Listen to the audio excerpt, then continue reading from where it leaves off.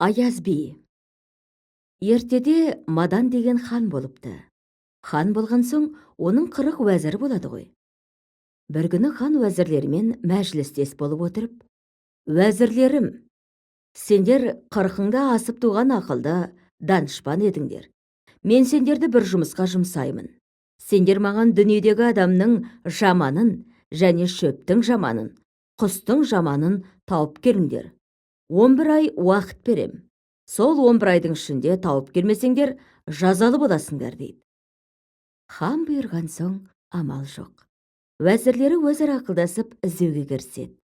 Көп іздеп, азап шегіп, шеңгелдеген шөпті тауып, өзі тікен арасынан жүрсе киім жыртады, мал жемейді екен. Шөптің жаманы осы ғой деп шеңгелді алады. Қырғауыл деген құсты тауып, үстінде жүні жоқ, ұсқыны келіссіз, құстың жаманы осы екен деп қырғауылды атып алады. Енді адамның жаманын таба алмай 40 уәзір келе жатса, таудың етегінде үстінде жыртық тоны, басында тері тымағы бар бір адам 5-10 қойды бағып жүр. Адамның жаманы сірә осы болар-ау деп тұрғанда, әлгі адам: «Уа мырзалар, жол болсын» деді. Уәзірлер ханның сондай бір жұмысқа жұмсағанын, шөптің, құстың жаманын тауып, ал адамның жаманын таба алмай жүргендерін айтады. Жаман тұрып: «Түсінікті. Адамның жаманы керек болса, мен болам» дейді. Олай болса жарайды деп, жаманды атына мінгестіріп алып, ханға жөнеледі.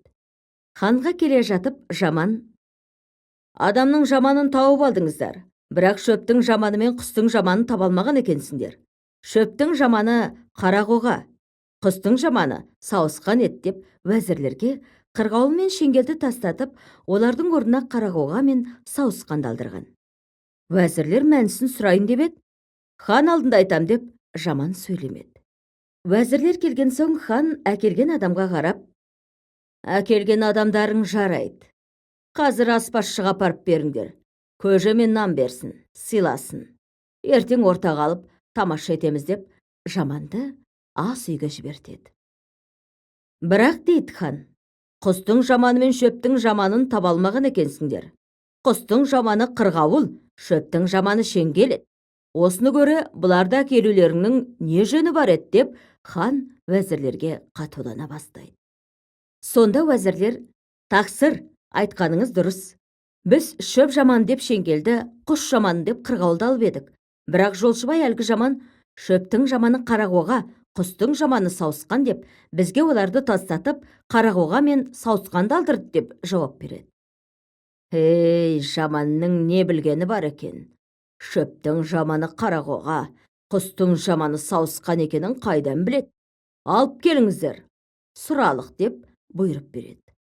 Жаманды ханға алып келеді. Хан жаманның бетіне қарап: «Мен құстың жаманы қырғауыл, шөптің жаманы шеңгел деп ойлаушы едім. Сен оларды уәзірлерге тастатыпсың. Сен шөптің жаманы қарақоға, құстың жаманы сауысқан екенін қайдан білдің» дейді. Тақсыр хан: «50 жасқа келіп жаман болған жоқпын. Жасымнан ақ жаман едім.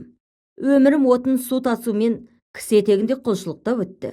Сол уақытта шеңгелді әкеліп отқа жақсам, кешке жаққан отым ертеңіне дейін сексеуілдің шоғындай жайнап жататын еді. Сол уақытта киім жыртып, мал жемейтін шеңгел отын болып, пайдаға асады екен-ау деп ойлаған едім. Ал енді қарақоғаны алып отқа жақсам, жанбайтын еді. Үрсем, жалыны мен шоғы бірге сөніп, күлі бұрқырап, үйдің ішін алып кететін еді. Отқа жанбаған соң апарып малға салсам, барлық мал мұрнын жиырып жемейтін. Сонан соң қарақоға тіпті пайдаға аспайтын шөп қой деп ойлаушы едім. Қарақоғаның жамандығын содан білдім» дейді жаман. «Сауысқанның жаман екенін қайдан білдің» дейді хан. «Қырғауылдың қанаты барда, жүні жоқ болса да, адамның пайдасына жарайтын құс еді. Біреудің сыйықсыз болуы оның жаратылысынан. Қырғауылдың айыбы тек сыйықсыздығы, ал сауысқанның жүні ала болғаны сияқты өзі де ала, бірлігі жоқ.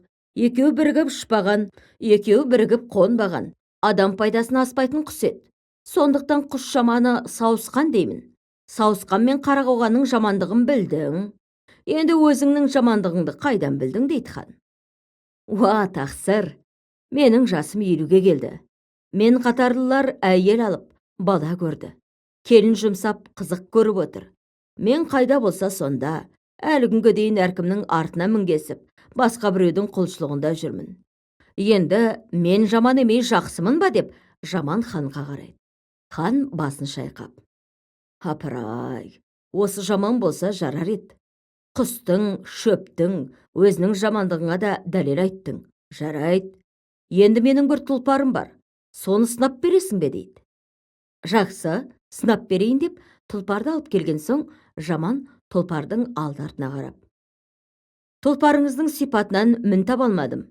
Енді мініп қарар едім деп, ханнан рұқсат сұрап алып, тұлпарға мініп, есік алдындағы өзеннен әрі-бері өтті де қайтып келіп: тақсыр, тұлпарыңнан басқа мін таба алмадым.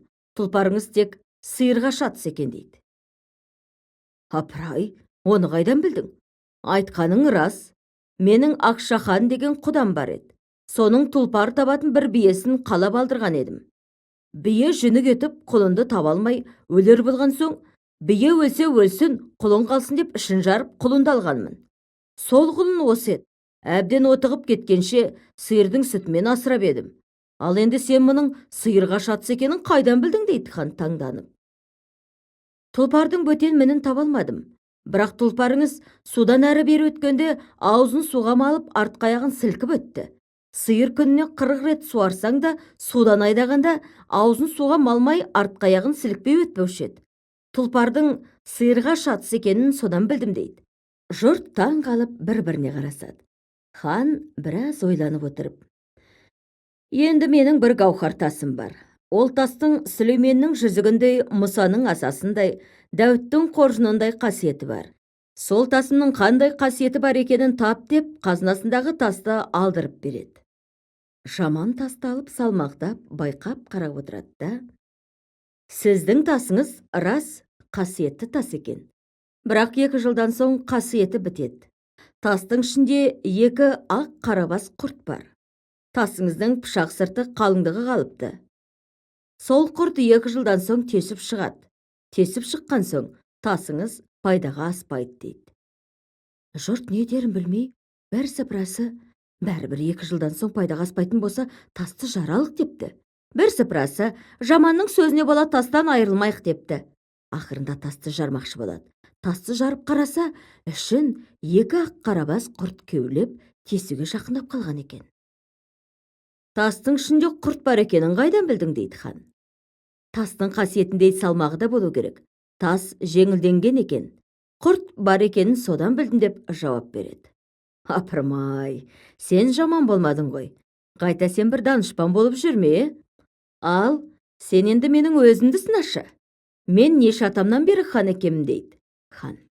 Жаман: жақсы деп, тақта отырған ханның алды-артына шығып, алдына келіп, ханның бетіне тіке қарап тұрып: тақсыр ханым, ақыл ойың ешкімнен кем емес.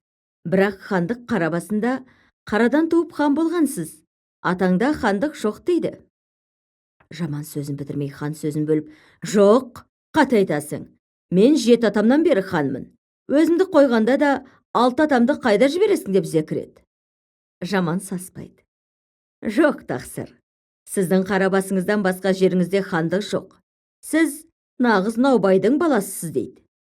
Хан не дерін білмей халыққа қарап: апырмау, мына жаман не дейді? Халқым, мен хан баласымын деп жүредім, шақырыңдар анамды дейді. Ол о дүниеге біреудің қанын жүктеп барып, Тәңір алдында қара бет болмасын. Не де болса шынын айтсын, әйтпесе ашумен мына жаманның басын кесем дейді. Шешесі келген соң, хан шешесіне жаманның сөзін айтады. Шешесі терең көрсініп, сөзге кірісті. Ей шырағым, жасым 80-ге келгенде, біреудің қанын жүктеп не қылайын? Бір сыр бар еді, оны Тәңіріңнің өзі білетін еді. Мен білетін ем. Мынау жаманың біліпті, енді айтайын. Атаң сенің зәрлі хан еді. Менен бұрын 19 әйел алып, кілең қыз тапқан үшін бәрінің де ішін жарып өлтірген екен. Соның ішінде зәрлі хан деп халық ат қойып еді. 20-шы әйел етіп мені алды. Мен де 2 қабат болған соң, жалғыз жанымнан қорқып, тәуіптерге қаратып едім. Сенің ішіндегі де қыз деді. Қыз тапсам мені де өлтіреді ғой деп қайғы жедім. Сол күндерде аспаз Наубайдың әйелі де 2 қабат екен. Оның да тамырын ұстатып қарап едім. Оның ішіндегі ұл деді. Жалғыз жаным үшін сол жерде маған ой келді. Ол әйелді оңаша шақырып алып, барлық мұңымды айтып, қазынадан табақтап алтын беріп, ақиреттік дос болайық. Ұл тапсаң ұлыңды маған бер, менің қызымды ал, бірақ бұл сырды ешкім білмесін деп жалындым. Әйел табақтап алтын алып, бір жағынан мені аяп, сол жерде уәдесін берді. Туар кезімізде Зәрлі хан аңды еді. Екеуміздің толғағымыз бір күнде келіп, бір сағатта босанып, сырды ешкім білмесін деп, басқа біреуді де жолатпай, біріміздің баламыздың кіндігін біріміз кесіп, сол қолыммен қызымды беріп, оң қолыммен алған шырағым сен едің. Енді бұл күнді мына жаманың оны біліпті. Сыр ашылуға Тәңірі жазса не шарам бар деп, сөзін аяқтай алмай, шешесі жылап жібереді.